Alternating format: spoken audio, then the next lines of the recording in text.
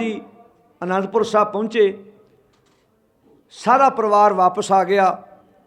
पर गुरु गोबिंद सिंह महाराज ने परिवार नूं कहा कि बच्चा बड़े चंगे संस्कारां वाला है, इन्हां दा उठना बैठना तुरना फिरना सानूं बड़ा चंगा लगा है, इन्हां नूं साडे कोल छड्ड जाओ।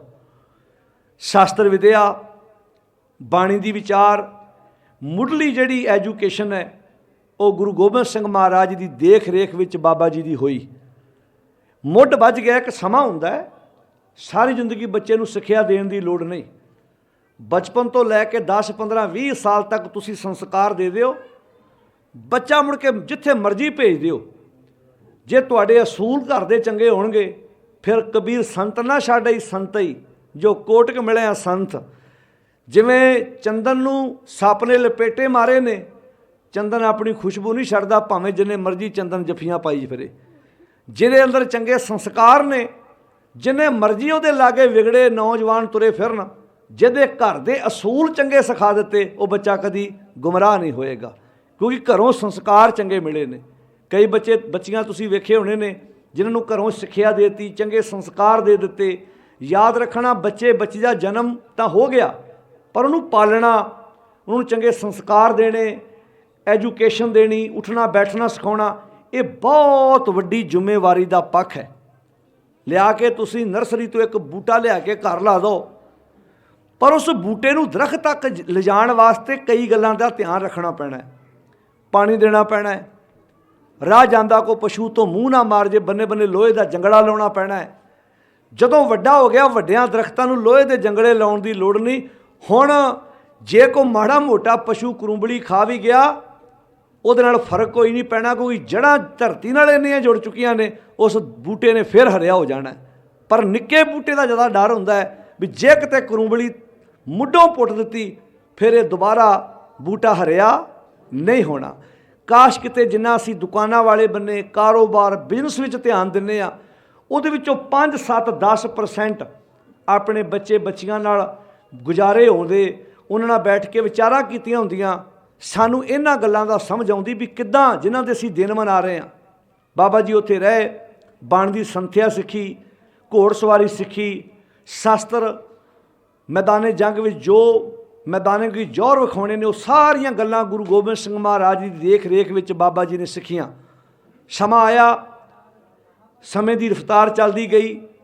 जदों गुरु गोबिंद सिंह महाराज आनंदपुर साहब तो बाद चमकौर साहब हुंदियां होइयां दमदमा साहब की धरती ते पहुँचते ने, बाबा दीप सिंह जी की सारी जिम्मेवारी दमदमा साहब की ला दी गई। उत्थे एक नहीं दो नहीं कई स्वरूपों के उतारे बाबा दीप सिंह जी ने अपने हत्थां नाल कीते ने, जिन्हों असीं बाद विच दमदमा साहब की बीड़ भी कहने आ, जिहदे विच बाद विच 9वें पातशाह की बाणी अंक एक करतारपुरी बीड़ है, एक दमदमा साहब वाली बीड़ है। बाबा जी ने मुड़ के कई स्वरूपों के उतारे कीते। उत्थे नाल नौजवानों नूं गतका सिखाया, जिहड़ी कलाबाजी हुनरबाजी जिहड़े उन्होंने मैदाने जंग विच सब कुछ गुण चाहिए सन, उन्होंने डिफेंस वाला काम किया, हर एक विचार अपनी जिंदगी विच लागू की। तो 1757 विच जदों दरबार साहब ते हमला होया, दरबार साहब ते हमले तो बहुत होए पर इत्थे सरोवर नूं पूरिया गया, दरबार साहब के उत्ते अटैक किया गया। बाबा जी तक खबर पहुँचती है तो 1757 विच बाबा दीप सिंह इकल्ले नहीं, उन्हां नाल कई गुरु के प्यारे सिख, असीं कहने बाबा दीप सिंह ने सीस तली ते रखिया, हर माँ के पुत्र ने सीस तली ते रखिया सी। जिन्ने भी उन्हां दे नाल तुरे सी, जदों लकीर ही खिच दित्ती कि लैन पार वो करियो जिहड़ा घरों शहादत का जाम पीण आया है, तो समझ लो जिन्हें लैन पार कर दित्ती वो सीस अपना घर ते रख के नहीं सी आया। उन्हें कहा बाबा जे इस काम लई तुसीं तुरे हो तो असीं भी कदम पिछे नहीं रखांगे। ते आपां ये मन्नीए कल्ले बाबा दीप सिंह नहीं, जे असी कल्ले बाबा दीप सिंह की गल करते हैं तो मेरा मनना उन्हां मावां नाल असी इंसाफ नहीं कर रहे जिन्हां मावां ने अपने पुत बाबा दीप सिंह नाल तोरे सी। असी उन्हां मावां नाल इंसाफ नहीं कर रहे। जे जरनैल की गल करनी है तो जरनैल दे नाल जिहड़ी फौज लड़ी उहदी गल भी करनी ओनी पैनी है, क्योंकि वह भी मावां दे पुत सन जिहड़े बाबा दीप जी से एक इशारे पर अपनियां जानां वार गए। ਸੀਸ ਤਲੀ ਤੇ ਰੱਖਣ ਦਾ ਭਾਵ ਸੀ ਕਿ ਜਦੋਂ ਤਿਆਰੀ ਕਰ ਲਈ, ਜਦੋਂ ਅਸੀਂ ਕਹਿੰਦੇ ਜੋ ਤੋ ਪ੍ਰੇਮ ਖੇਲਣ ਕਾ ਚਾਓ, ਸਿਰ ਧਰ ਤਲੀ ਗਲੀ ਮੇਰੀ ਆਓ, ਇਤ ਮਾਰਗ ਪੈਰ ਧਰੀਜੈ ਸਿਰ ਦੀਜੈ ਕਾਣ ਨਾ ਕੀਜੈ। ਸਿਰ ਤਲੀ ਤੇ ਰੱਖਣ ਦਾ ਅਰਥ ਹੈ, ਇੱਕ ਸਿਰ ਇਹ ਹੈ, ਇਹ ਸਿਰ ਦੇ ਅੰਦਰ ਇੱਕ ਸਿਰ ਹੋਰ ਹੈ। ਉਹ ਕਿਹੜਾ ਹੈ? ਉਹ ਹੈ ਵਿਚਾਰਾਂ ਦਾ।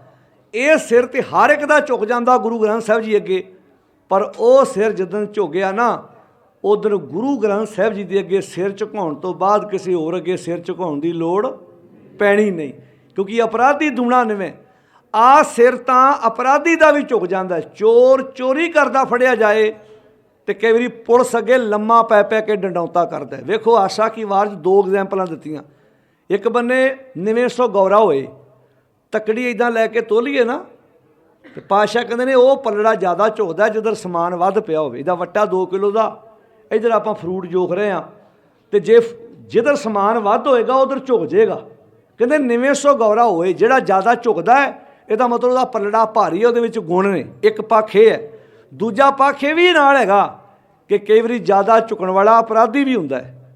ਕਈ ਵਾਰੀ ਅਪਰਾਧੀ ਦੂਣਾ ਨਿਵੇਂ, ਜਿਉਂ ਹੰਤਾ ਮਿਰਗਾਹੇ ਸੀਸ ਨਵਾਏ ਕਿਆ ਥੀ ਹੈ ਜਾਂ ਹਿਰਦੈ ਕੁਸ਼ੁੱਧੇ ਜਾਹੇ। ਸ਼ਿਕਾਰੀ ਜਦੋਂ ਹਿਰਨ ਨੂੰ ਮਾਰਦਾ, ਉਹਦਾ ਸ਼ਿਕਾਰ ਖੇਡਦਾ, ਉਹ ਕਈ ਕੋਹ ਤੱਕ ਅਰਕਾਂ ਪਰਨੇ ਹੋ ਕੇ ਤੁਰਦਾ। ਪਤਾ ਕਾਹਦੇ ਲਈ? ਉਹ ਦਾਤ ਆ ਵੀ ਕਦੋਂ ਹਿਰਨ ਜਿਹੜਾ ਉਹਦਾ ਧਿਆਨ ਪਾਸੇ ਹੋਵੇ ਤੇ ਮੈਂ ਉਹਨੂੰ ਆਪਣੇ ਨਿਸ਼ਾਨਾ ਉਹਦੇ ਤੇ ਸਾਧ ਸਕਾਂ। ਉਹ 'ਤੇ ਸ਼ਬਦ ਵਰਤਿਆ ਅਪਰਾਧੀ ਦੂਣਾ ਨਿਵੇਂ। ਦੂਣਾ ਨਿਵੇਂ ਇੱਕ ਤਾਂ ਨਾ ਆਮ ਨਿਵਣਾ, ਅਪਰਾਧੀ ਜ਼ਿਆਦਾ ਨਿਵਦਾ ਹੈ।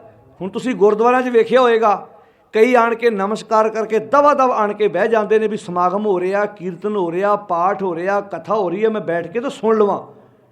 ਕਈ ਬੰਦੇ ਬੀਬੀਆਂ 10-10 5-5 ਮਿੰਟ, ਮੈਂ ਬੰਗਲਾ ਸਾਹਿਬ ਵੇਖਦਾ ਹੁੰਦਾ ਸੀ, ਕਈ ਆਣ ਕੇ ਤੁਹਾਨੂੰ ਇੰਨੇ ਡਿਸਟਰਬ ਕਰਨਗੇ ਵੀ ਕੀਰਤਨ ਹੋ ਰਿਹਾ, ਪਾਠ ਹੋ ਰਿਹਾ, ਵੀ ਤੁਸੀਂ ਵੀ ਮੱਥਾ ਟੇਕ ਕੇ ਆਣ ਕੇ ਬਹਿ ਜਾਓ। ਉਹ ਦੱਸਣਾ ਚਾਹੁੰਦੇ ਆ ਕਿ ਮੈਂ ਦੂਜਿਆਂ ਨਾਲੋਂ ਵੱਡਾ ਭਗਤ ਹਾਂ, ਵੇਖ ਲਓ ਮੇਰੀ ਅਰਦਾਸ 5-7 ਮਿੰਟ ਇਹਨਾਂ ਨਾਲੋਂ ਲੰਮੀ ਹੈ। ਹੁਣ ਉਹਨਾਂ ਬਾਰੇ ਪ੍ਰਮਾਣ ਸੁਣ ਲਿਓ ਬਾਣੀ 'ਚ। ਪਾਤਸ਼ਾਹ ਜੀ ਭਗਤ ਬੇਣੀ ਜੀ ਦਾ ਸ਼ਬਦ ਹੈ, ਤਨ ਚੰਦਨ ਮਸਤਕ ਪਾਤੀ, ਰਿੱਧ ਅੰਤਰ ਕਰ ਤਲ ਕਾਤੀ, ਠੱਗ ਦਿਸ਼ਟ ਬੱਗਾਂ ਲਿਵ ਲਾਗਾ, ਦੇਖ ਬੈਸ ਨੂੰ ਪ੍ਰਾਣ ਮੁਖ ਭਾਗਾ। ਕਲ ਭਗਵੰਤ, ਕਲ ਦੇ ਲਲ ਨੂੰ ਸਿਹਾਰੀ ਹੈ, ਭਗਵੰਤ ਦਾ ਅਰਥ ਰੱਬ। ਕਲ ਭਗਵੰਤ ਬੰਦ ਚਰਾਮੰ, ਚਰਾਮੰ ਕਹਿੰਦੇ ਚਿਰ, ਲੰਮਾ ਟਾਈਮ। ਜਿਹੜੇ ਲੰਮਾ ਟਾਈਮ ਆਪਣੇ ਭਗਵਾਨ ਅੱਗੇ ਨਮਸਕਾਰਾਂ ਕਰਦੇ ਨੇ, ਕਰੂਰ ਦ੍ਰਿਸ਼ਟ ਰਤਾ ਨਿਸਬਾਦਨ, ਅੰਦਰ ਕਰੂਰਤਾ ਵਾ, ਅੰਦਰ ਬੇਈਮਾਨੀਆਂ, ਅੰਦਰ ਠੱਗੀ ਹੈ। ਬੰਦਾ ਕਈ ਵਾਰੀ ਲੰਬੀਆਂ ਅਰਦਾਸਾਂ ਆਪਣੀ ਬੇਈਮਾਨੀ ਢੱਕਣ ਲਈ ਵੀ ਕਰਦਾ। ਹੁਣ ਐਗਜ਼ਾਮਪਲ ਦੇਣ ਲੱਗਾ, ਹੌਸਪੀਟਲ ਬੰਦਾ ਜ਼ਿਆਦਾ ਦਿਨ ਕੌਣ ਰਹਿੰਦਾ? ਜਿਹੜਾ ਜ਼ਿਆਦਾ ਬਿਮਾਰ ਹੋਵੇ।